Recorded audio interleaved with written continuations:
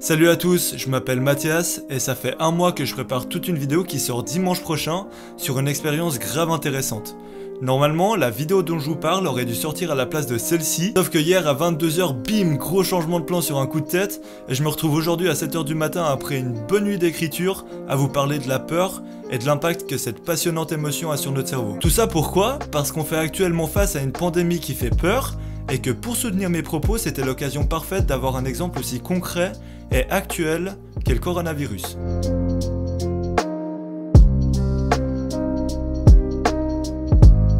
Le but de cette vidéo, c'est d'en arriver à une alternative de la peur irrationnelle.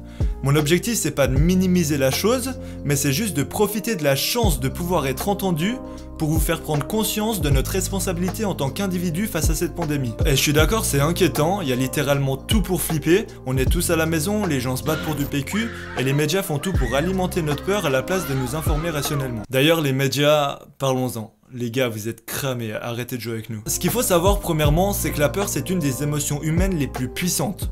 Elle est extrêmement utile en cas de danger imminent, mais c'est aussi l'émotion la plus abrutissante et dangereuse si elle est présente inutilement. Et d'ailleurs, savez-vous que 85% de nos peurs ne se réalisent pas pour de vrai? On souffre donc plus de notre imagination que de la réalité. Dans des situations de crise, si on peut appeler ça comme ça, on devient irrationnel et on agit donc en prenant des décisions inhabituelles. Comme regarder mal quelqu'un qui éternue dans le bus, faire des réserves de 30 kg de pâtes, etc. Parce qu'on est contrôlé et contrôlable par la peur. Et s'il y a bien une chose que les médias savent, c'est bien ça. D'ailleurs, s'ils pouvaient en savoir un peu plus, des fois, ce serait pas mal. Les médias vivent et surtout prospèrent grâce à cette angoisse qu'ils nous transmettent. Regardez les nouvelles, c'est 90% de négativité et 10% de Roger Federer qui gagne un grand chelem. Oui, je suis suisse.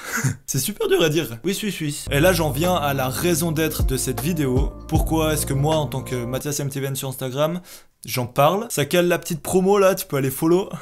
Non, en fait, si j'ai pris la décision de faire cette vidéo, c'est parce que le seul moyen de briser ce cercle vicieux de la peur, c'est le développement personnel à travers le fait d'agir de manière proactive. C'est-à-dire prendre en main la responsabilité de sa vie, plutôt que de chercher des excuses dans les circonstances ou personnes extérieures. Être proactif, c'est s'informer de manière active au lieu d'écouter ce que les médias décident de nous mettre devant les yeux quand on se pose devant la télé. Mais c'est aussi se construire un avis rationnel basé sur des faits qui ne sont pas communiqués de manière à nous apeurer et qui proviennent donc de sources fiables et d'experts. Non, c'est vraiment tout l'opposé que ce que les médias ont fait pour nous annoncer le premier cas de décès en Suisse. Le premier jour, c'est oh là là, premier cas de décès du coronavirus en Suisse, et là, bim, tout le monde flippe. Deuxième jour, pas de nouvelles, mais on regarde quand même la télé au cas où il y en aurait. Et troisième jour, on apprend finalement que c'était une femme qui avait des problèmes respiratoires et un traitement contre le cancer. Et ça reste triste, je suis d'accord, mais ils nous font tourner en rond 3 jours pour un seul cas. Pendant ces 3 jours, il y a 9000 personnes qui meurent de piqûres de moustiques. Et vous savez combien il y en a qui sont morts d'une attaque de mouche?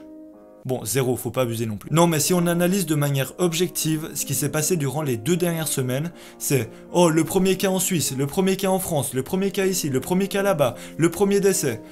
Donnez-moi une seule bonne raison pour un média de communiquer sur un seul cas à la fois, autre que pour nous faire peur, et justement de nous garder attisés par ce genre d'informations. Ça s'appelle déformer notre réalité pour nous donner l'impression qu'on a besoin de cette source d'information pour confirmer notre inquiétude. Parce que quand on a peur sur une longue période de temps, on a besoin de voir des informations qui confirment cette peur pour se dire « Ah mais tu vois que j'avais raison d'avoir peur, je suis pas fou ». Donc au final, que faire? Le premier concept que je trouve intéressant à appliquer, c'est le mindfulness en anglais.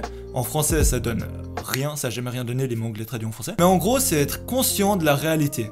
Conscient que la maladie existe bel et bien, conscient que des gens en meurent, mais ça va dans les deux sens. C'est également être conscient que le taux de mortalité est très faible, conscient que des mesures sont mises en place, conscient que le virus a muté depuis sa venue en Chine dans une forme moins violente, etc. Mais le plus important, comme je le répète souvent dans mes vidéos, c'est que si tu veux changer les choses, tu dois d'abord apprendre à te connaître. Ce qui est super intéressant avec cette idée de mindfulness, c'est de commencer par vous poser 5 minutes pour voir ce que vous ressentez et pensez par rapport à la situation actuelle. Et à partir de cette prise de conscience, on peut commencer à se construire un avis et agir en conséquence, même si des gens se foutent de ta gueule parce que t'oses pas leur serrer la main par exemple. Parce que du coup, si t'es conscient de ta peur, t'es plus à même de prendre des responsabilités personnelles, même dans un entourage inadéquat. Mais ça va aussi dans l'autre sens, si t'as vraiment pas peur, une autre chose qui rentre en compte pour moi, c'est le respect d'autrui. Et c'est malheureusement pas dans les valeurs de tout le monde, mais ça devrait l'être. Je vais vous raconter une histoire, en gros je suis sportif, et ouais, Bref, dans la dernière phase où le championnat était encore autorisé, ils avaient mis la consigne comme quoi on n'avait pas le droit de se serrer la main avant le début du match. Sauf que la majorité des joueurs, on s'en foutait, on se serrait quand même la main. Et là, il y a un joueur qui a dit non, moi j'aimerais pas trop.